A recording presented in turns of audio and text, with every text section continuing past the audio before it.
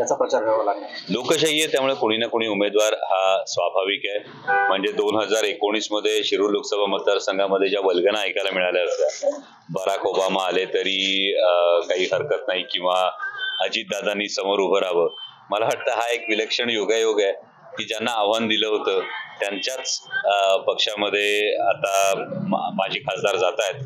पण या त्यांच्या चौथ्या पक्ष बदलाच्या माझ्याकडून त्यांना मनपूर्वक शुभेच्छा। लोकशाही आहे त्यामुळे प्रत्येकाला निवडणूक लढवण्यासाठी प्रचार करावा लागणार। मला वाटतं की दिलीप अण्णा मोहिते पाटील हे एक अत्यंत लढवय्ये नेते आहेत आणि नेत्यांपेक्षा ते कार्यकर्त्यांच्या पाठीशी ठामपणे उभे राहणारे नेते आहेत। त्यामुळे त्यांच्या कार्यकर्त्यांच्या भावना काय आहेत हे येणाऱ्या भविष्य काळात समजून येईल। राष्ट्रवादी चिन्ह देण्यात आले, त्या चिन्हासाठी कंडिशन आणि अटी ठेवली, असा एक जगाचा नियम आहे की चोरलेली गोष्ट कधी अभिमानाने मिरवता येत। पवार साहेब काही धक्कातंत्र अवलंबतात, ज्योती मेटे, शाहू महाराज यांच्या रूपाने आज हे सगळं होते, कसं पाहता तुम्ही?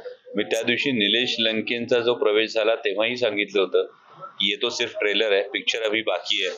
आणि आताही आजचे जे काही तुम्हाला बातम्या आल्या असतील यातही अजूनही मी हे सांगतोय, ये तो सिर्फ सुरुवात आहे।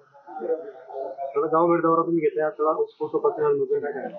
नाही, गावभेट दौऱ्याला हा उत्स्फूर्त प्रतिसाद हा नक्कीच आहे की ही सगळी मंडळी सर्वसामान्यांचा आवाज म्हणून गेल्या 5 वर्षामध्ये संसदेमध्ये सातत्यानं सर्वसामान्यांचा आवाज उठवत असताना गावभेट दौऱ्यामध्ये प्रत्येक नागरिकाचं, प्रत्येक मायबाप जनतेतल्या प्रत्येक घटकाचं म्हणणं हेच आहे की आमचा आवाज संसदेत घुमतो, आमचा आवाज संसदेत आमचे प्रश्न मांडतो आणि त्यामुळे हा उत्स्फूर्त प्रतिसाद प्रत्येक गावात बघायला मिळतो।